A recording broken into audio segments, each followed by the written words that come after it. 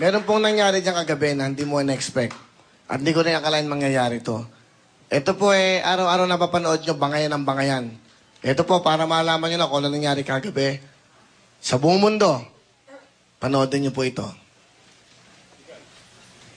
I'd like to share this award to Supreme Talent, a Supreme Icon, an Idol. Mr. Joey De Leon, Idol. Joey De Leon, Tito Joey. Lambingan lang naman namin yan sa TV na yan. Alam nyo, tinulungan din ako ng tao niya. Nagsisimula pa lang ako. Ako ang sidekick niya sa isang pelikulang Barbie. Akala nyo, ganun lang nag-aaway kami hindi ho. Yan ay patutsadang lang lambingan. Seriously, I admire this guy so much. Kung hindi pa ho ako, nasa television. Nasa television na siya. At ginagaya ko na isang Jordan. Ito Joey, request lang. Bukas naman, purihin mo naman ako sa Bulaga.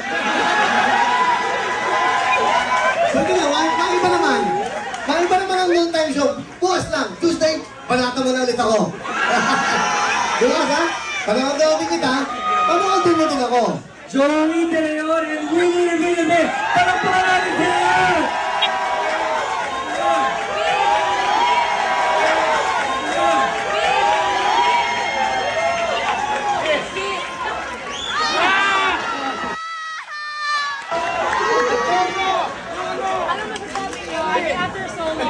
Nagulo na. After so long ngayon na.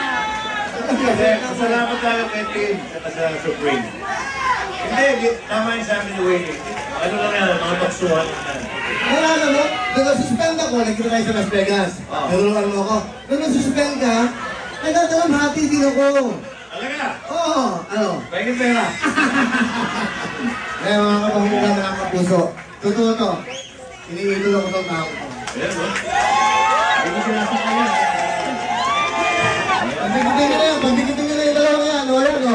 Pero ito guys, once and for all, Winnie, Joey, shake hands. Come on, shake hands. Okay, peace, unity, and love. That's what we're all about. Okay, yan ang Supreme. Okay? Congratulations. Winnie! I love you. Peace, unity, friendship, and love.